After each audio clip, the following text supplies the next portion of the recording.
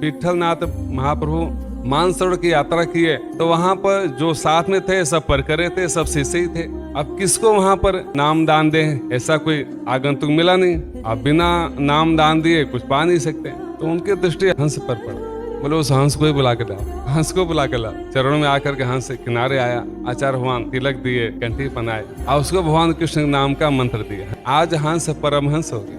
उन्होंने कहा कि भेष के प्रति सम्मान करना यही गुरुदक्षिणा, भेष में निष्ठा रखना। किसी राजा को कुष्ठ रोग हुआ, सब दवा कराकर थक गया, कभी ठीक हो ही नहीं सका। किसने बताया कि भाई हंस मिले तो तुम ठीक हो जाओगे खाकर तो 4 बधिकों को कि जाओ, जो कोई भी हंस का पकड़ के लाएगा उसका इनाम दूंगा। वो बधिक तो मानसरोवर की यात्रा के पहुंचे वहां पर। तो जैसे ही किनारे जाते थे हंस अंदर चले जाते थे। उसी समय देखा कि कोई महात्मा आया है और उसको देखते हंस पास में आ गए। उसको लगे अब मेरा काम बन जाएगा। उसने तुरंत मिट्टी उट्टी पोता चंदन लगाया, कहीं से माला पहन लिया।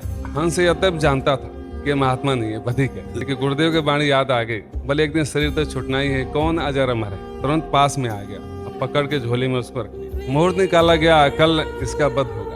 राजा बहुत खुश हुआ, अब मेरा प्राण बच जाएगा। हंस ने कहा कि प्रभु मैं तुच्छ दास आपका हूँ, हम चले जाएंगे तो कोई दिक्कत नहीं आएगी, लेकिन लोग यही कहेंगे कि भगवान का भक्त है। परहित में जो प्राण दान दिया उसका अहित हुआ, ये लोग कहेंगे। मैं ये नहीं कर रहा, आप मेरी रक्षा करिए, आपको जैसे अच्छा लगे वैसे करिए। भगवान तुरंत वैद्य का रूप धारण किए, प्रकट हो गए राज्य में। जिसको स्पर्श कर लिए उसको विकलांग ठीक हो गया, जिसको देख लिए उसका नेत्र ठीक हो गया। तो शोर मच गया, अरे राज्य में ऐसा वैद्य आए हैं कि देखते ही सारे रोग छूम मंतर हो जाता है। अरे आप भी तो दिखा लीजिए। राजा से बोले। राजा मान सम्मान साथ में वैद्य राज को बुलाया। भगवान ने कहा राजन, निरीह पशु पंछी को तुम वध करके तुम आत्म कल्याण करना चाहते हो, तुम अपना रोग सही करना चाहते हो, क्षमा मांगा। बोले कि तुरंत उस पक्षी को मुक्त करो। तो भगवान ने कहा कि तुम तो जानते थे कि साधु नहीं है, बधिक है, फिर क्यों जाल में तुम फंसे।